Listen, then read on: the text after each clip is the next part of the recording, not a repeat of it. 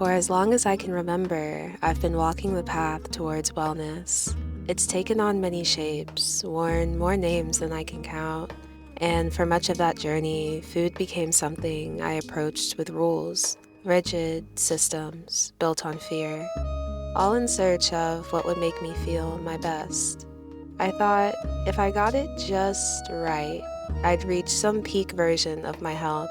And along the way, I unknowingly layered fear, shame, and anxiety onto something the earth created so simply, so lovingly. This living abundance, this sacred thread that sustains the life within me. But something began to shift when I remembered that we come from the same divine source, the same intelligence that grows the kale leaf and the fig, the same rhythm that turns seed into sustenance. Food was never meant to be feared. It was always an offering, a gesture of care from the earth to her children. And when I could finally see that, when I let go of the stories in my mind and returned to the truth in my body, I realized I could trust again. I could choose love, not control. I could meet food with reverence like I do the trees, the birds, the rain. That's when everything began to transform. Fear turned into joy. Control softened into trust, and eating became sacred again.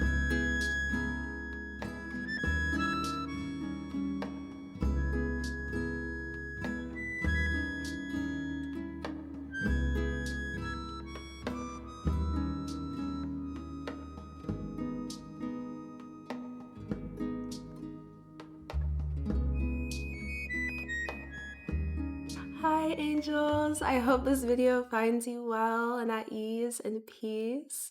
To be honest, when I was writing the beginning of this video, I was feeling a lot of anxiousness, and I didn't know why at first, but I realized it's because back when I was creating these rigid rules around food, I didn't realize how much I was disconnecting from myself. And now I'm in this season of transformation where I really want to share my journey with you, but I also want to hold space for those who have wounds around nourishment or are seeking a more loving relationship with their nourishment. And so, before anything, I just want to say that I see you, that this message is coming from a place of love, it's coming from a place of shared experience, and also with the intention for you to have a safe space to land. And so, I just want to start with that because I know that topics like this can be a bit triggering. I just want you to take care of yourself and know that I love you. But yeah, right now I'm in this era of redefining what healthy means to me because for so long I would label my choices or food as bad or good. And this black and white thinking was really harmful to my mind. And in fact, it was more harmful than any food could have ever been. And so for me, these days, nourishment has been mostly about relationship. It's actually about 10% logic and 90% about listening to my body, listening to my energy and my intuition. So instead of chasing this perfect diet like I may have in the past, now I lead with questions. How does this make me feel? Does it bring me joy? Do I feel a sense of connection and gratitude and grounding? And this has really helped me cultivate a more loving relationship with nourishment and food. I was vegan for years and I loved it so much. When I first transitioned, I felt so alive, so connected to the earth and to plant kin, and I just loved the impact that I was having. But over time, it became this rigid system, and I just stopped listening to myself and I stopped hearing my body's signals. And it wasn't until years later that my herbalist gently pointed out that my body was struggling and that it wasn't as nourished as I thought it was. And this was just a major wake up call for me because it made me realize that I wasn't eating intuitively, but rather eating in a way that I thought was right, that I thought was healthy, and I wasn't doing my body justice. I was just ignoring it. And so since then, I've really been focused on reconnection with food and building a more slow, soulful relationship with nourishment where wellness looks like making a choice from a place of love, making a choice from a place where my body is leading the way and I'm adhering to those signals that I'm surrendering to it. And I've also grown a lot more curious about my food's origins, wanting to know it deeper and build a relationship with it in that way by knowing the soil in which it's coming from, the hands that have grown it, and also just the medicine that the earth is trying to offer me. And so little by little, I'm beginning to find joy in the everyday rituals of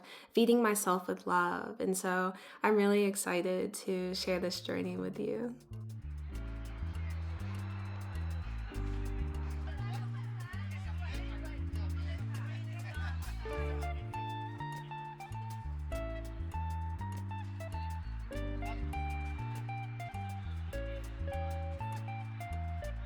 As someone who lives in the United States, trusting food hasn't always been easy for me.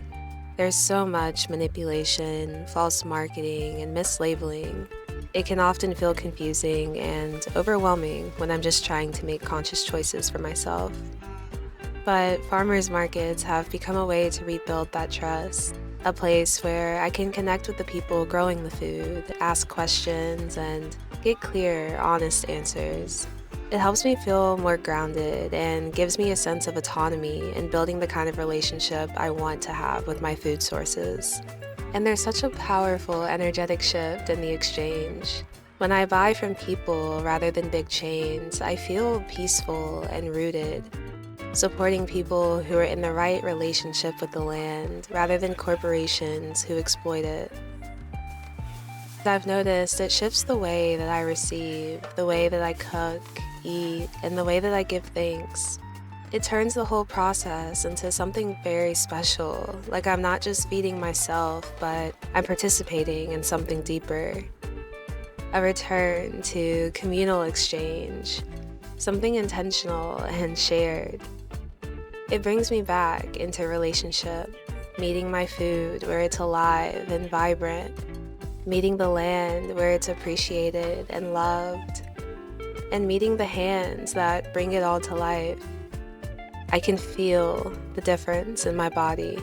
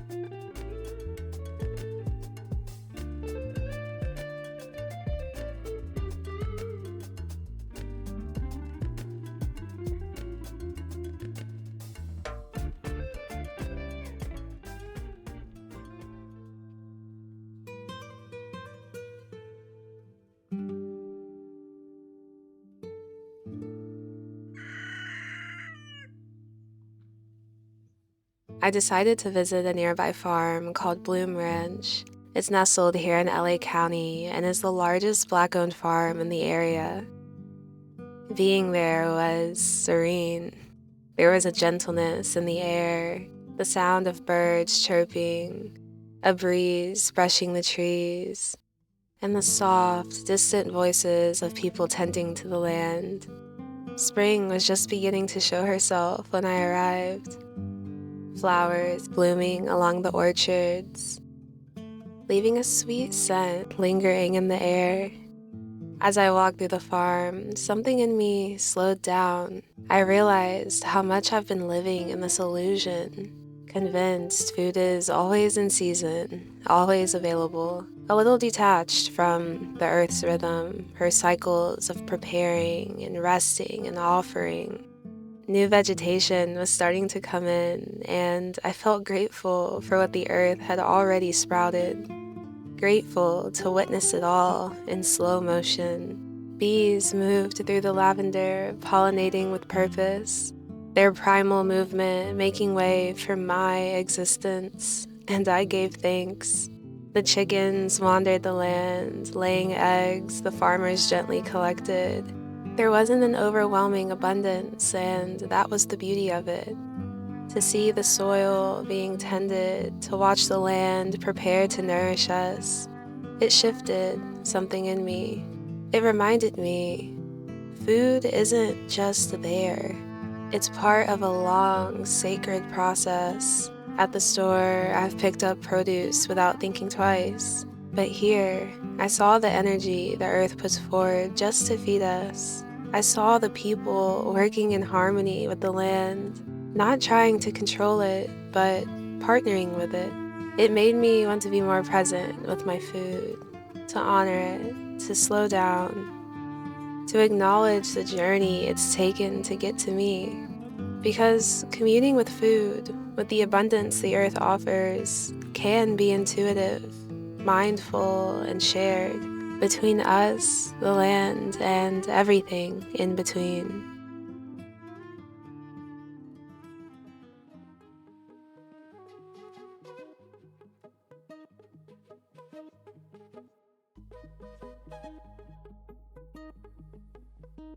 Lately, I've felt this strong urge to grow closer to the process, to move beyond simply observing nature and actually understand what's blooming around me. I spend so much time in nature, but I realize I don't know the names, the patterns, or the gifts the land is offering. So I've been seeking reconnection, leaning into instinct, and trusting my ancestral memory.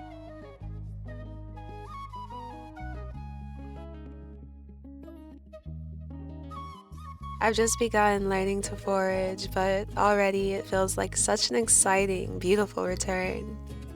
There's something so primal about it, like my body already knows what to do, and I'm just listening closely enough to follow.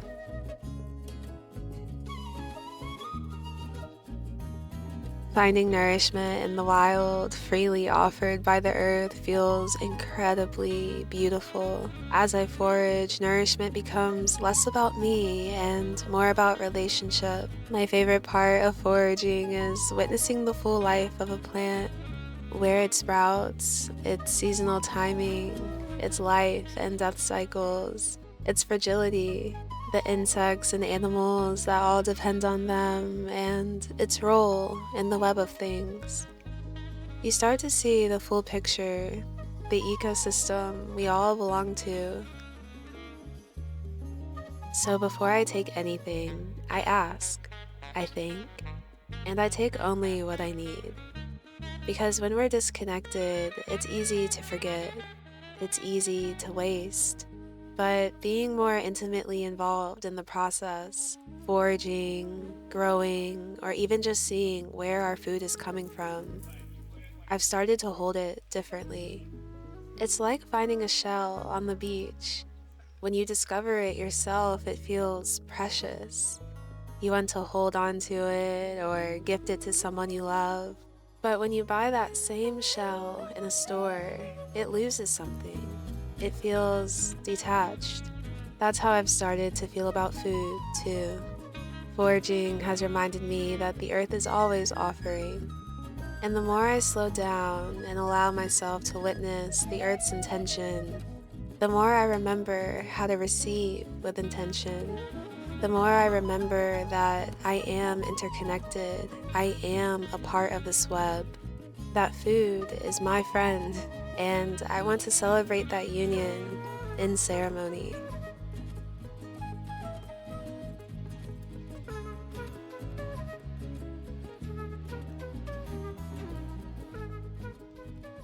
I've always had a very interesting relationship when it comes to cooking. And I've noticed that it's typically a reflection of how present I'm being in my life. Because when my days are moving fast, that's when I tend to treat cooking as if it's some kind of interruption. Like, I have to stop what I'm doing and make myself a meal. And that sounds so sad, said out loud, but it's true. Like, sometimes I'm so deep in my to do list that slowing down to make a meal just sounds very inconvenient. even though I know it's what my body needs. But on the days where I'm moving slower and I can actually allow the act of cooking to just breathe, it really does feel like a ritual of presence and self love as it's supposed to be. And so I've been trying to honor that more and not treat cooking as some kind of task or chore, but rather an act of loving myself, an act of giving thanks to my body and to the earth and all of the elements that have brought forth this abundance. And that has really, really been helping me. When I'm in the kitchen, I try to speak to my food as I cook. I think about where it came from, the tree, the root, the field, the forest. What kind of place did it grow in? What did the sun feel like on its skin? What was it like to be raised by the earth? And then I thank it for being here, for nourishing me, for carrying this life-giving energy all the way into my home. Cooking becomes a way of spending time with the earth, inviting her abundance into my space. And when I move like that, it feels less like a task and more like a prayer. I often think of my ancestors, their slower way of life, their reverence for food, how cooking wasn't rushed, it was central, magical. And thinking of them grounds me. It reminds me that I'm not just making a meal, I'm participating in something grander. And then, when I finally sit down to eat, I try to practice non-distracted eating, just me and the food. I speak over it. I thank Spirit, the earth, the elements, everything that made this nourishment possible. I think about the hands it passed through, the journey it took to get to me, and I meet it with tenderness. In those moments, food becomes no longer just fuel, it's love. I'm now having some yummy ice cream. Mmm,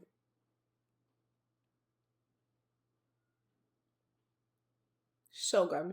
It's so good. Honestly, I'm so grateful for the invention of ice cream because it makes me so happy. Like, if you want to have a really great evening, end it with ice cream.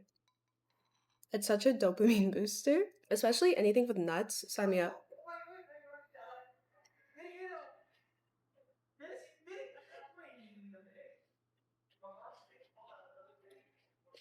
Anyway, I just want to say thank you so much for being here and for having this conversation with me. I hope that these reflections settle deeply within your spirit, and if anything, that they open up new pathways to connection with your nourishment in a way that feels loving and your own. That is my hope for you, and I love you so much. Thank you for all the kindness that you give to me, all the love that you exude, and I can't wait to see you next time. All right, bye.